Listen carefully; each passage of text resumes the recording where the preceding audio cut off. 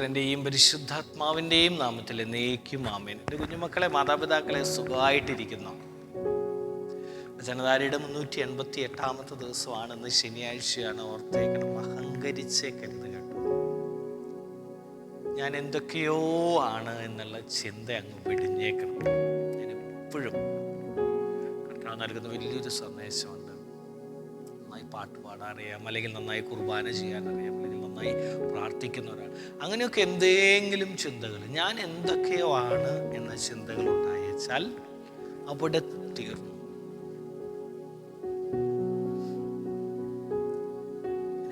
ഈ അതിരാവിലെ വചനം പ്രഭാത ധ്യാനത്തിനായിട്ട് ജെറമ്യ പ്രവാചകന്റെ പുസ്തകം 50-ാം അധ്യായം 32-ാമത്തെ തിരുവചനം. അഹങ്കാരിയെ ഞാനങ്ങ് തകർത്തു കളയും. വീണ ഒരാൾ പോലും അവനെ സഹായിക്കേണ്ടാവില്ല. അവനെ മാത്രമല്ല, അവൻ്റെ കൂടെയുള്ളവരെയും ഞാൻ തകർത്ത് തരിപ്പണമാക്കും. വലിയൊരു മുന്നറിയിപ്പാണ് കേട്ടോ.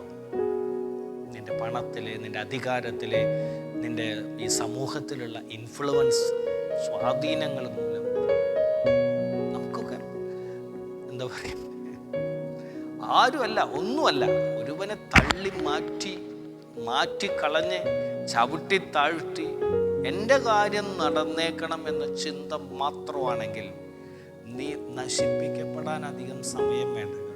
ചില വിജയങ്ങളൊക്കെ ഉണ്ടാകും, ചില കാര്യങ്ങളൊക്കെ നേടിയെടുക്കാനൊക്കെ സാധിക്കും. പക്ഷേ കർത്താവ് പറയണേ, നീ വീണ ഒരുത്തം പോലും നിന്റെ കൂടെ കാണത്തില്ല.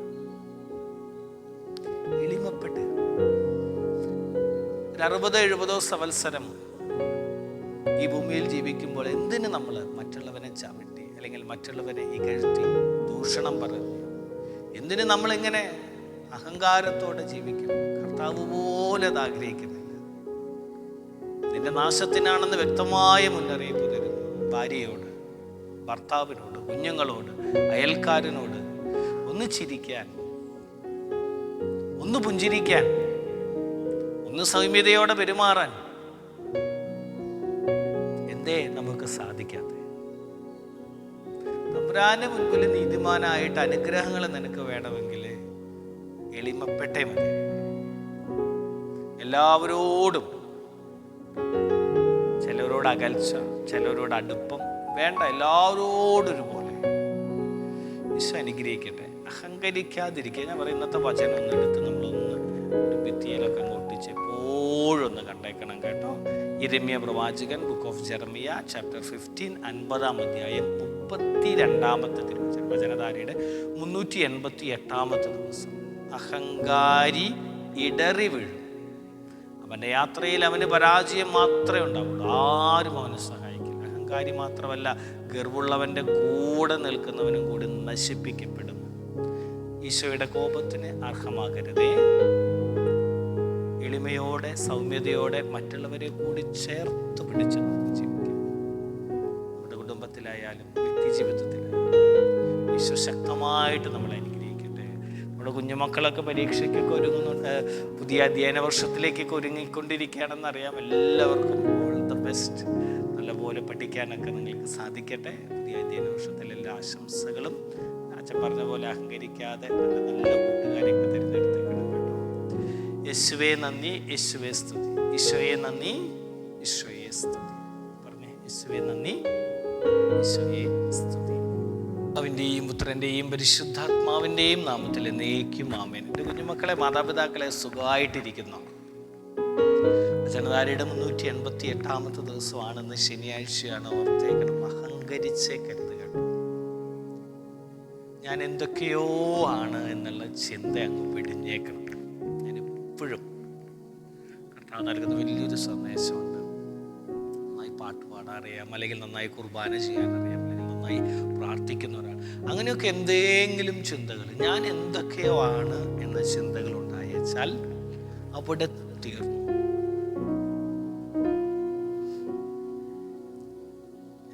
ഈ അതിരാവിലെ വചനം പ്രഭാത ധ്യാനത്തിനായിട്ട് ജെറമ്യ പ്രവാചകന്റെ പുസ്തകം 50-ാം അധ്യായം 32-ാമത്തെ തിരുവചനം. അഹങ്കാരിയെ ഞാനങ്ങ് തകർത്തു കളയും.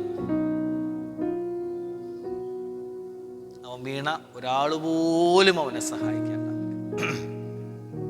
അവനെ മാത്രമല്ല, അവൻ്റെ കൂടെയുള്ളവരെയും ഞാൻ തകർത്ത് തരിപ്പണമാക്കും. വലിയൊരു മുന്നറിയിപ്പാണ് കേട്ടോ. നിന്റെ പണത്തിലെ, നിന്റെ അധികാരത്തിലെ, നിന്റെ ഈ സമൂഹത്തിലുള്ള ഇൻഫ്ലുവൻസ്, സ്വാധീനങ്ങൾ മൂലം നമുക്കൊക്കെ എന്താ പറയുക, ആരുമല്ല, ഒന്നുമല്ല, ഒരുവനെ തള്ളി മാറ്റിക്കളഞ്ഞ് ചവിട്ടി താഴ്ത്തി എൻ്റെ കാര്യം നടന്നേക്കണം എന്ന ചിന്ത മാത്രമാണെങ്കിൽ നീ നശിപ്പിക്കപ്പെടാൻ അധികം സമയം വേണ്ട കേട്ടോ. ചില വിജയങ്ങളൊക്കെ ഉണ്ടാകും, ചില കാര്യങ്ങളൊക്കെ നേടിയെടുക്കാനൊക്കെ സാധിക്കും. പക്ഷേ എന്താ പറയണേ, നീ വീണ ഒരുത്തം പോലും നിന്റെ കൂടെ കാണത്തില്ല. എളിമപ്പെട്ട് ഒരു 60-70 സംവത്സരം ഈ ഭൂമിയിൽ ജീവിക്കുമ്പോൾ എന്തിന് നമ്മൾ മറ്റുള്ളവനെ ചവിട്ടി അല്ലെങ്കിൽ മറ്റുള്ളവനെ ഇകഴ്ത്തി ദൂഷണം പറഞ്ഞ് എന്തിന് നമ്മളിങ്ങനെ അഹങ്കാരത്തോടെ ജീവിക്കണം? കർത്താവ് പോലെ അത് ആഗ്രഹിക്കുന്നില്ല. നിന്റെ നാശത്തിനാണെന്ന് വ്യക്തമായ മുന്നറിയിപ്പ് തരുന്നു. ഭാര്യയോട്, ഭർത്താവിനോട്, കുഞ്ഞുങ്ങളോട്, അയൽക്കാരനോട് ഒന്ന് ചിരിക്കാൻ, ഒന്ന് പുഞ്ചിരിക്കാൻ, ഒന്ന് സൗമ്യതയോടെ പെരുമാറാൻ എന്തേ നമുക്ക് സാധിക്കാതെ? തമ്പുരാന്റെ മുൻപിൽ നീതിമാനായിട്ട് അനുഗ്രഹങ്ങൾ നിനക്ക് വേണമെങ്കിൽ എളിമപ്പെട്ടേ മതി. എല്ലാവരോടും, ചിലരോട് അകൽച്ച, ചിലരോട് അടുപ്പം വേണ്ട, എല്ലാവരോടും ഒരുപോലെ. ഈശോ അനുഗ്രഹിക്കട്ടെ. അഹങ്കരിക്കാതിരിക്കുക. ഞാൻ പറയും, ഇന്നത്തെ വചനം ഒന്ന് എടുത്ത് നമ്മളൊന്ന് ഒരു ഭിത്തിയിലൊക്കെ അങ്ങ് ഒട്ടിച്ച് എപ്പോഴും ഒന്ന് കണ്ടേക്കണം കേട്ടോ. യിരെമ്യാ പ്രവാചകൻ, ബുക്ക് ഓഫ് ജെറമിയ, ചാപ്റ്റർ 15, 50-ാം അധ്യായം 32-ാമത്തെ വചനധാരയുടെ 388-ാമത്തെ ദിവസം. അഹങ്കാരി ഇടറി വീഴും. അവൻ്റെ യാത്രയിൽ അവന് പരാജയം മാത്രമേ ഉണ്ടാവുള്ളൂ. ആരും അവനെ സഹായിക്കില്ല. അഹങ്കാരി മാത്രമല്ല, ഗർവുള്ളവൻ്റെ കൂടെ നിൽക്കുന്നവനും കൂടി നശിപ്പിക്കപ്പെടും. ഈശോയുടെ കോപത്തിന് അർഹമാകരുതേ.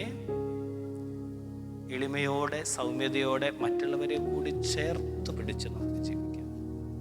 നമ്മുടെ കുടുംബത്തിലായാലും വ്യക്തി ജീവിതത്തിലായാലും ഈശോ ശക്തമായിട്ട് നമ്മളെ അനുഗ്രഹിക്കട്ടെ. നമ്മുടെ കുഞ്ഞുമക്കളൊക്കെ പരീക്ഷയ്ക്കൊക്കെ ഒരുങ്ങുന്നുണ്ട്, പുതിയ അധ്യയന വർഷത്തിലേക്കൊക്കെ ഒരുങ്ങിക്കൊണ്ടിരിക്കുകയാണെന്നറിയാം. എല്ലാവർക്കും ഓൾ ദ ബെസ്റ്റ്. നല്ലപോലെ പഠിക്കാനൊക്കെ നിങ്ങൾക്ക് സാധിക്കട്ടെ. പുതിയ അധ്യയന വർഷത്തിൽ എല്ലാ ആശംസകളും. അച്ഛൻ പറഞ്ഞ പോലെ അഹങ്കരിക്കാതെ നല്ല നല്ല കൂട്ടുകാരെയൊക്കെ തിരഞ്ഞെടുത്തേക്കണം കേട്ടോ. യേശുവേ നന്ദി, യേശുവേ സ്തുതി. ഈശോയെ നന്ദി, ഈശോയെ സ്തുതി.